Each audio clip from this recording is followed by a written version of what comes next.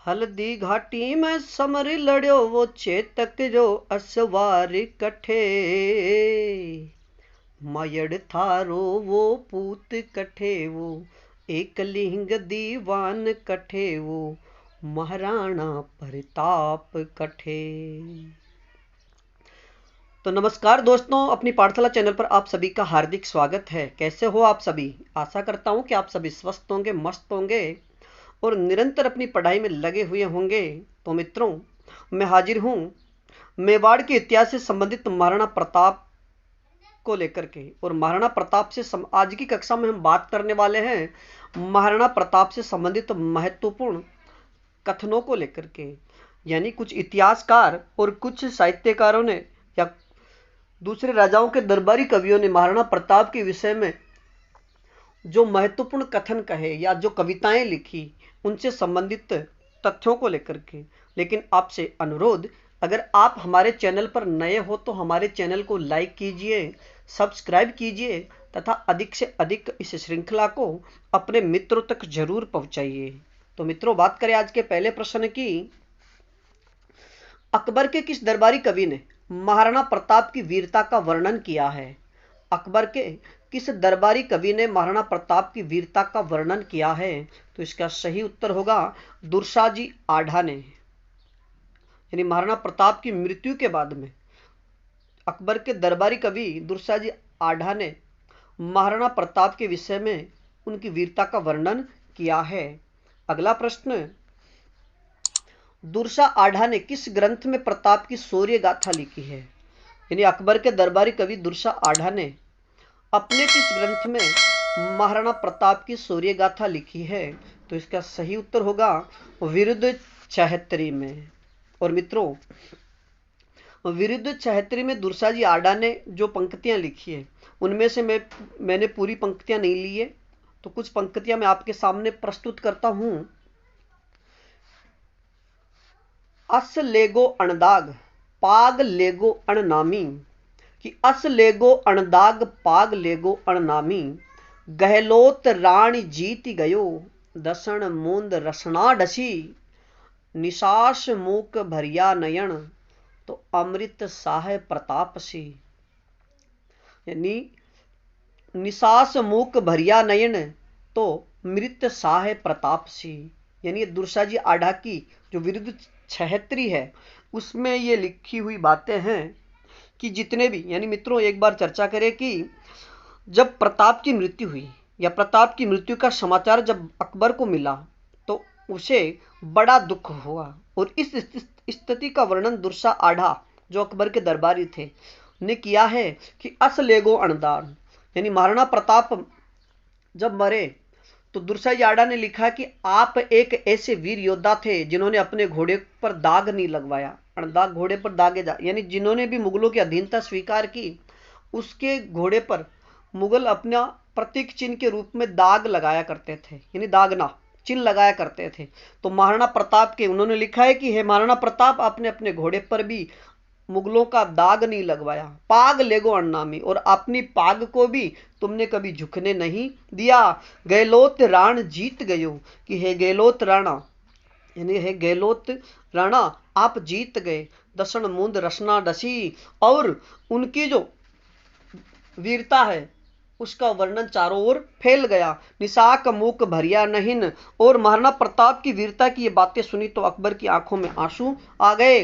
तो मृत साह प्रताप सी, यानी प्रताप की मृत्यु की जब बातें सुनी तो अकबर की आंखों में भी आंसू आ गए कि वह ऐसा वीर जो मेरे सामने, यानी मुगल अकबर ने सोचा कि मेरे सामने ये कभी झुका नहीं। अब बात करें अगले तथ्य की या अगले कथन की। प्रताप के संबंध में कर्नल जेम्स टोड लिखते हैं कि प्रताप के संबंध में कर्नल जेम्स टोड लिखते हैं कि आल्पस पर्वत के समान अरावली में कोई भी ऐसी घाटी नहीं जो प्रताप के किसी न किसी वीर कार्य, उज्जवल विजय या उससे अधिक कीर्ति युक्त पराजय से पवित्र नहीं हुई हो। हल्दी घाटी मेवाड़ की थर्मोपली है और दिवेड़ मेवाड़ का मैराथन। यानी कर्नल जेम्स टोडन ने महाराणा प्रताप के विषय में लिखा है कि आल्पस पर्वत के समान ही अरावली पर्वतमाला में ऐसी कोई घाटी नहीं जहां पर महाराणा प्रताप के वीर कार्यों की चर्चा न हो, उनके उज्जवल विजय का वर्णन न हो, और उससे अधिक कीर्तिमान कि उनके सामने कोई भी पराजय न हुआ हो। और हल्दी घाटी तो मेवाड़ की थर्मोपली है और दिवेर का युद्ध मेवाड़ का मैराथन। और मित्रों याद रखिएगा कि कर्नल जेम्स टोडन ने लिखा है कि अगर महाराणा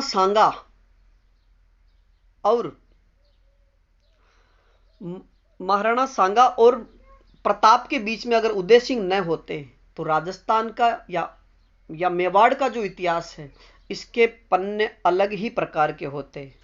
बात करें अगले प्रश्न की, प्रताप के समय में कौन सी शैली का विकास हुआ, तो इसका सही उत्तर होगा चावंड शैली का। मित्रों बात करें अगले कथन की, पाथल और पीथल कविता में कन्हैयालाल सेठिया ने क्या लिखा है। पाथल और पीथल कविता में कन्हैयालाल सेठिया ने प्रताप के विषय में क्या लिखा है।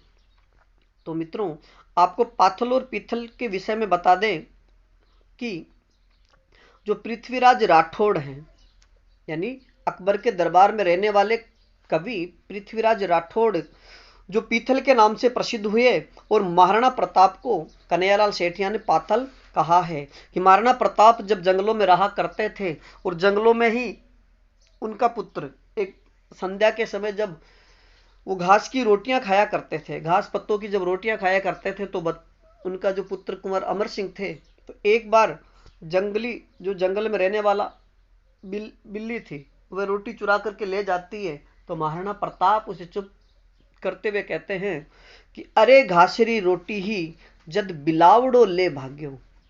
यानी उन्होंने कहा कि हमारी परिस्थिति इतनी खराब हो गई है कि जो घास की रोटी थी उसे भी बिल्ली लेकर के भाग गई है। इस कविता में महाराणा प्रताप को पाथल और अकबर के दरबारी कवि पृथ्वीराज राठौड़ को पीथल कहा गया है। महाराणा प्रताप अकबर की अधीनता मानने के संदर्भ में अकबर के दरबार में रहने वाले कवि पृथ्वीराज राठौड़ और महाराणा प्रताप के मध्य हुए पत्राचार इस कविता को आधार बनाकर लिखी गई है। यानी एक बार अकबर ने अपने कवि पृथ्वीराज से कहा कि अकबर ने कहा कि जो अकबर का दरबारी था कि प्रताप ने हमारी अधीनता स्वीकार कर हमें बादशाह कहना प्रारंभ कर दिया, और पृथ्वीराज ने इस स्थिति को स्वीकार न कर महाराणा प्रताप को नीचे लिखे दोहे भेजे। यानी अकबर ने कहा कि महाराणा प्रताप ने हमारी अधीनता स्वीकार कर ली है। ऐसी बात सुनकर के पृथ्वीराज ने कहा कि ऐसा नहीं हो सकता, और उन्होंने महाराणा प्रताप को एक पत्र लिखे, और उस पत्र की क्या पंक्तियां थी। यानी पृथ्वीराज राठौड़ ने प्रताप को कौन से दोहे लिखे थे। पाताल जो पातशाह है बोले मुख हुता वयण, मिहिर पछम दिशी माह उगे काशप राव उत, पटकू मूछ पाण के कटकू निज तन करद, दीजे लिख दीवान इन दो महली बात इक। यानी उन्होंने कहा था कि इसका अर्थ यह है, आपको पहले इसका अर्थ बता दें कि यदि प्रताप अपने मुख से बादशाह कहे तो सूर्य पश्चिम में उग जाए। पाताल जो पातशाह है बोले मुख हूं तो वयण, यानी प्रताप अगर अपने मुंह से बादशाह कह दे तो मीर पश्चिम दिशी माहे उगे काशप राव उत, तो जो सूर्य है वह पश्चिम दिशा में उग आए। अर्थात जैसे कि सूर्य का पश्चिम में उगना असंभव है, उसी प्रकार महाराणा प्रताप का भी अकबर को बादशाह कहना असंभव है।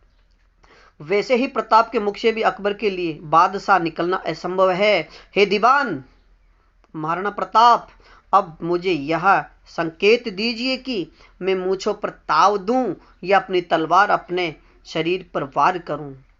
यानी दीजिए लिख दीवान इक दो महली इक बात, पटकू मूछा पान, यानी मैं अपनी मूछों पर ताव दूं या फिर अपना जो शरीर है इस पर तलवार से वार कर लूं।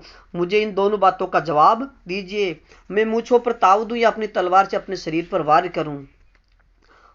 और मित्रों जब महाराणा प्रताप के पास में ये पंक्तियां गई तो महाराणा प्रताप ने पृथ्वीराज राठौड़ को उत्तर में क्या लिखा।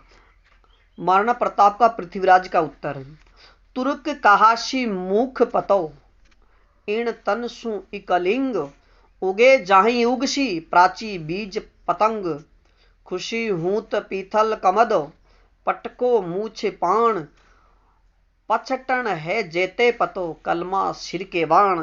यानी महाराणा प्रताप ने कहा कि इसका अर्थ यह है कि इस मुख से बादशाह को तुर्क ही कहा जाएगा। तुर्क कहा सी मुख पतो इक तन सु इक लिंग, कि मैं अपने मुख से बादशाह को तुर्क ही कहूंगा और सूर्य जहां उगेगा वहीं उगता रहेगा। अर्थात सूर्य जैसे पूर्व में उगता है तो वो पूर्व में उगता रहेगा।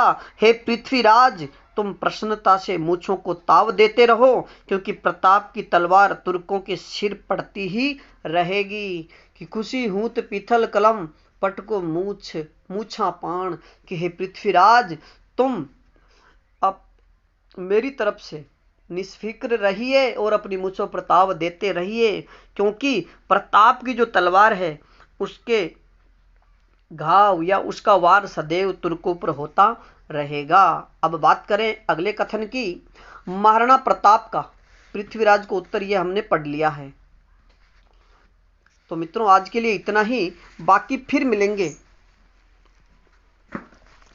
एक नए टॉपिक के साथ में। और अगला अपना टॉपिक होगा महाराणा पुत्र के कुंवर अमर सिंह से संबंधित उनके जीवन परिचय, उनके द्वारा किए गए युद्धों और मुगल अधीनता करने को लेकर के। तब तक आप अपने अध्ययन में जुटे रहिए और इस श्रृंखला में अगर किसी प्रकार की कोई त्रुटि हो तो आप हमें कमेंट्स में जरूर बताइए। धन्यवाद।